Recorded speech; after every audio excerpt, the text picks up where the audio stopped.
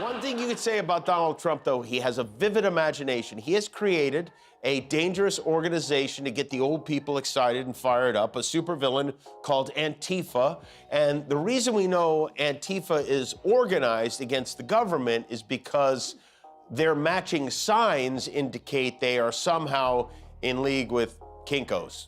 You're seeing people out there with thousands of signs that all match, pre-bought, pre-put together.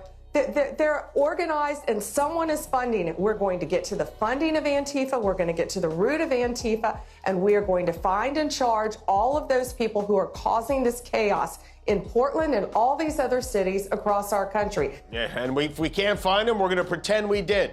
Antifa is just short for anti-fascist. It's not a club you can join. There are no membership dues, but they have matching signs. Okay, well, I guess we better round up these domestic terrorists, too. They look pretty matching to me. Listen, I'm going to tell you this. Spread it around. There's no chaos in Portland. None. There is no chaos in Chicago. Because when making life or death, war or peace decisions, a president just can't pop off or lash out irrationally. No, we need an adult in the White House. Jimmy Kimmel just dropped a roast so ruthless it left Trump reeling, and Michelle Obama followed up with knockout truths that hit even harder. The burns were savage, the clapbacks flawless, and Trump never saw it coming. It's a meltdown for the ages, hilarious, shocking, and absolutely impossible to look away from. The president is very busy prosecuting his enemies. His goon squad today indicted his own former national security advisor, John Bolton. He is just brazenly lying about the economy and grocery prices, but he did have a chat with Vlad Putin today. I hope you'll forgive me if I'm a little frustrated that some of us are choosing to ignore Donald Trump's gross incompetence while asking Kamala to dazzle us at every turn. I hope that you'll forgive me if I'm a little angry that we are indifferent to his erratic behavior. If you're enjoying this video, don't forget to subscribe and hit that bell icon. Because what's coming next is pure chaos. Jimmy Kimmel didn't just roast Trump, he detonated him. It was a full-scale fireworks show of humor, truth, and humiliation. Trump tried to dodge the spotlight, but this time, there was nowhere left to hide. Bacteria. You know, sometimes we get so fixated on Trump, we forget there are other disgusting creatures hell-bent on bringing about the end of the world out there. That being president isn't anything like reality TV. It is not an apprenticeship. And it is not just about fiery speeches or insulting tweets. It's about whether someone can handle the awesome responsibility of leading this country. 1 minute Trump's ranting about election conspiracies, the next Kimmel lands a verbal punch sharp enough to shake Twitter. Meanwhile, in another universe, Michelle Obama's calmly dropping truth bombs just as explosive. Two worlds, one shared meltdown. Our president, Metamucil World Peace, is having a pretty good week, or he was anyway. Yesterday, Trump had what was easily the most presidential day of his life. He was front and center on the world stage signing a ceasefire in the Middle East, and then he got home, he started going through the internet, and he just couldn't help himself. Trump made the cover of Time magazine, which he usually loves. You know, before he was president, he had fake Time magazine covers hanging on the walls of his golf club, for real. But this one, I guess, conjured up some mixed feelings because of the photo they used. Let's start with Kimmel, because he didn't tiptoe in, he dove headfirst into chaos. It was like watching someone crack open Pandora's box and then pretend they meant to. Every joke hit like a steel blade. Trump's smartest guy in the room routine?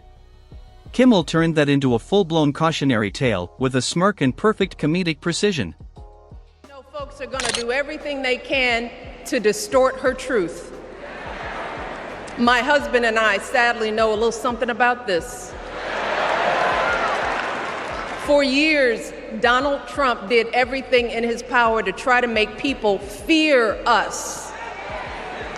See, his limited, narrow view of the world made him feel threatened by the existence of two hard-working, highly educated, successful people who happen to be black.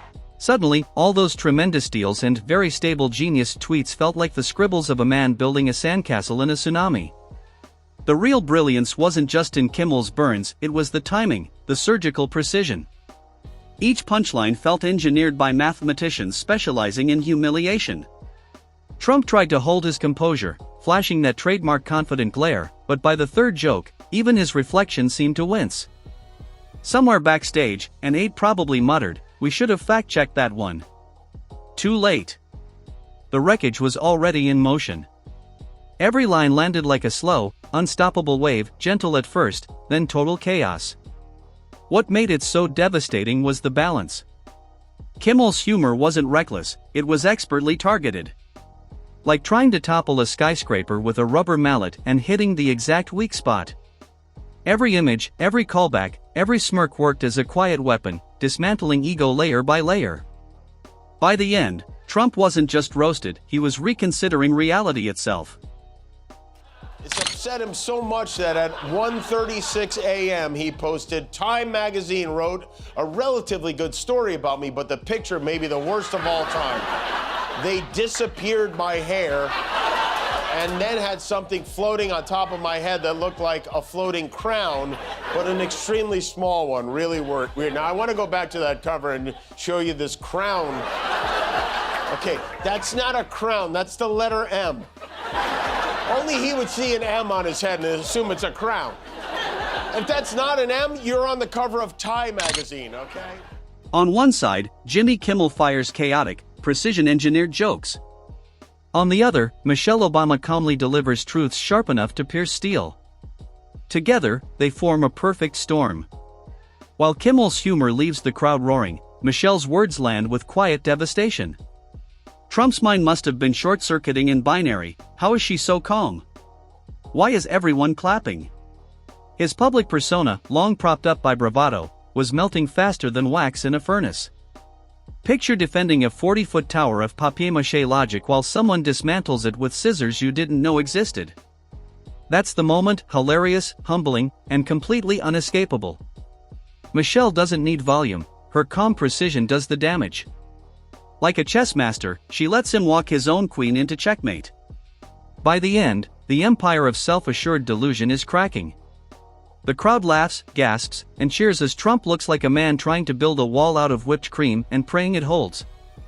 If a candidate is erratic and threatening, if a candidate traffics in prejudice, fears, and lies on the campaign trail, if a candidate thinks that not paying taxes makes you smart, or that it's good business when people lose their homes, if a candidate rarely and flippantly makes cruel and insulting comments about women, about how we look, how we act, well, sadly, that's who that candidate really is. That is the kind of president they will be.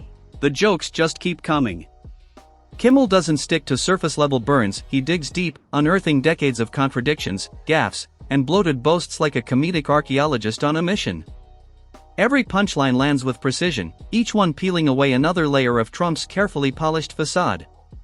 There's no mercy, no safe zone, just relentless humor that feels both chaotic and calculated. Meanwhile, Michelle Obama slices through the noise with surgical precision. Her truths don't shout, they resonate.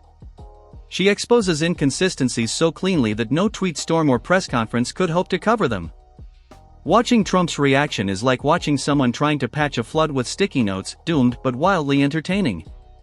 As the room erupts in laughter, a realization dawns, this isn't just comedy, it's revelation.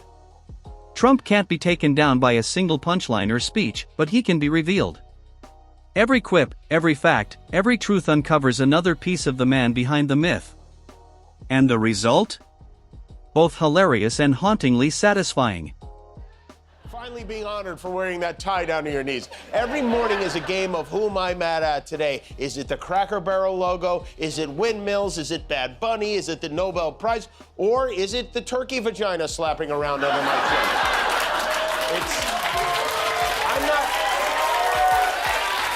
I'm not sure we're even allowed to show his neck on TV. Wouldn't it be funny if the FCC fined us for showing his neck on TV? Trump went on, I never like taking pictures from underneath angles, but this is a super bad picture and deserves to be called out. What are they doing and why? It's like he's a TikTok influencer yelling at her boyfriend for not knowing her angles. The best part? Trump doesn't even realize what's happening.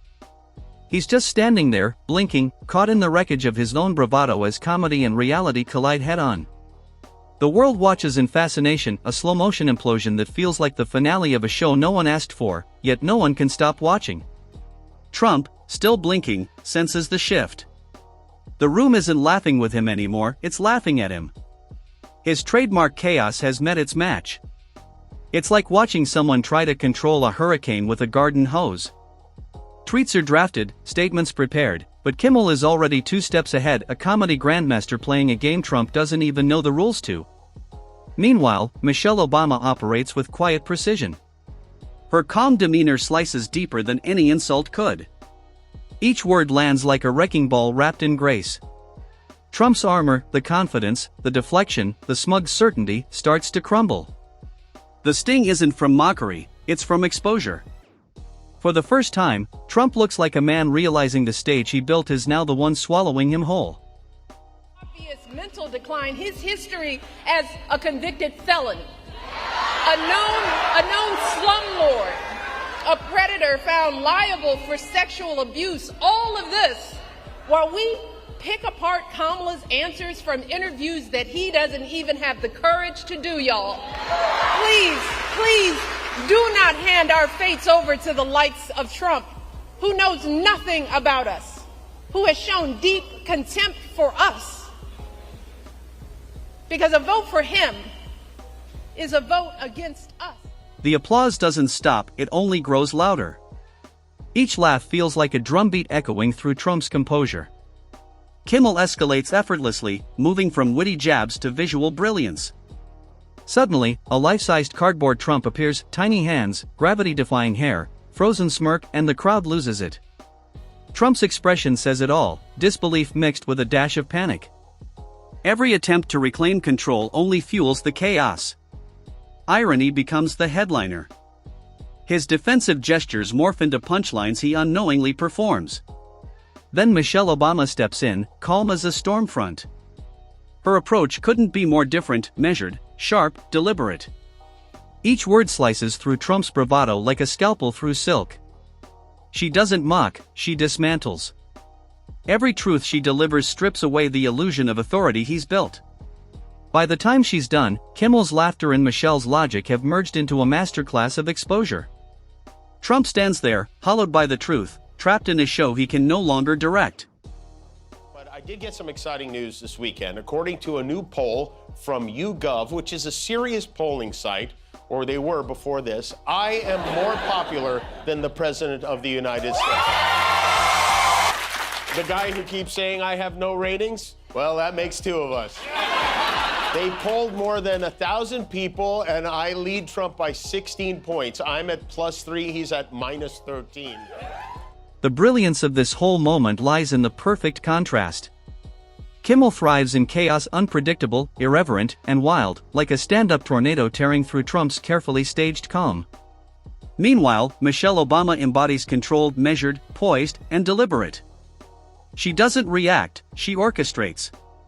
Together, in parallel yet distinctly separate rhythms, they expose the limits of arrogance and bluster. Trump's reactions are a show within a show, indignation flickering into confusion, followed by a half-hearted smile that never lands. It's like watching someone try to sing a song they wrote but forgot halfway through. The audience can't look away. Laughter roars, gasps ripple, and a collective satisfaction spreads, like watching poetic justice unfold live. Then comes the escalation. Kimmel turns up the heat, weaving historical missteps, policy contradictions, and old scandals into his humor. His timing is so precise, the jokes feel like rhythmic punches wrapped in elegance. Every flinch from Trump becomes a cue for another strike. Meanwhile, Michelle operates on a higher plane. She builds her argument around moral logic, consistency, and grace. Her words are velvet over steel. Trump's interruptions bounce off her composure. Her silence speaks louder than his outrage. He's left grasping, reacting, spiraling. The chaos he once controlled now consumes him. It's a live dismantling, one half comedy, one half clarity, and together, they leave him standing in a storm of his own making. Where she said that you're in over your head and the wrong president for the No, country. she was over her head, and frankly, she should have made the speech live, which she didn't do. She taped it, and it was not only taped, it was taped a long time ago because she had the wrong deaths. She didn't even mention the vice presidential candidate in the speech, and she gets these fawning reviews. If you gave a real review, it wouldn't be so fawning. I thought it was a very divisive speech, extremely divisive. And frankly, I wouldn't even be here if it weren't for Barack Obama. See, we're standing in the White House. I wouldn't be in the White House except for Barack Obama because they did a bad job, Biden and Obama. Everyone watching can feel it, the shift from comedy to revelation. The laughter in the room isn't just amusement anymore, it's recognition. The audience senses that something deeper is happening, something that can't be denied, spun, or escaped. Kimmel's humor becomes a kind of truth serum, each line sharper than the last. He's relentless, weaving chaos into art, while Michelle Obama stands on the opposite end of the spectrum, measured, graceful, and surgical with her precision. Trump, meanwhile, is unraveling in real time. His every gesture, every attempt at control, only digs the hole deeper. He doesn't realize he's become the punchline of a setup Kimmel crafted minutes ago. The audience roars, torn between laughter and disbelief.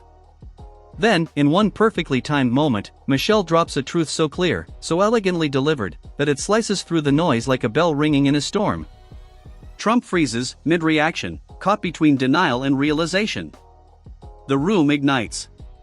The contrast is stunning, Kimmel's chaos and Michelle's composure forming the perfect storm. What unfolds is more than comedy, it's a moment of poetic accountability, where ego, arrogance, and performance collapse under the weight of truth and timing.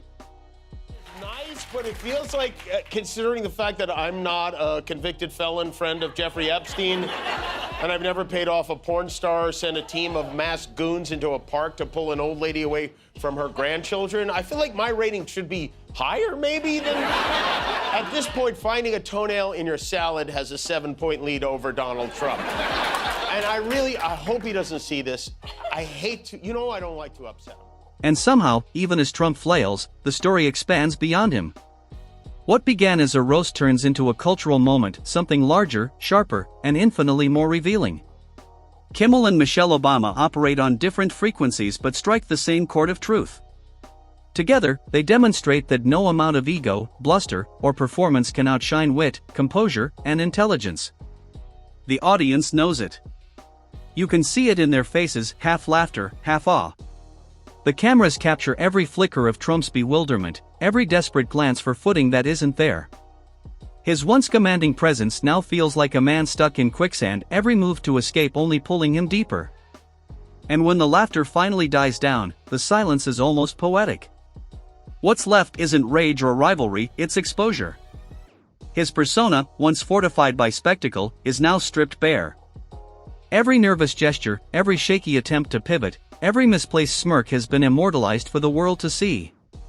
The brilliance lies in the contrast. Kimmel's wild unpredictability meets Michelle Obama's calm exactitude, and together, they dismantle the myth of invincibility. In the end, Trump stands amid the wreckage of his own legend, outtalked, outclassed, and outplayed. History has a sense of humor, and this time, it's laughing right alongside Kimmel and Michelle.